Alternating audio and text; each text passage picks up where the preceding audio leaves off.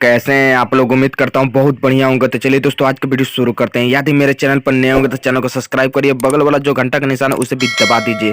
तो दोस्तों आज का सबसे ब्रेकिंग न्यूज आपसे बता दूं कि मालती चौहान का बेटा होने वाला था, और इस समय की सबसे ब्रेकिंग न्यूज आपसे बता दूं कि बेटा हो भी चुका है। जी हाँ, इस समय के सबसे ब्रेकिंग न्यूज आपसे बता दूं कि मालती जी का बेटा हुआ है और विष्णु जी बहुत खुश है।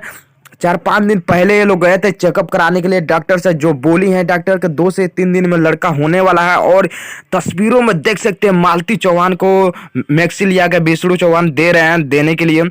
तो अभी आप देख सकते हैं मालती चौहान का बेटा हुआ। इस समय के सबसे ब्रेकिंग न्यूज आपसे बता दूं कि मालती चौहान का बेटा हुआ है, और ये तस्वीरों में आप देख सकते हैं दोस्तों। और ये तस्वीरें खोजने में बहुत ज़्यादा हमें समय लग गया और बहुत काफ़ी मेहनत लगा। तो प्लीज़ हमारे चैनल को छोटा सा एक लाइक कर दीजिएगा, कमेंट में बताइए कि मालती चौहान का जो बेटा है कैसा लग रहा है।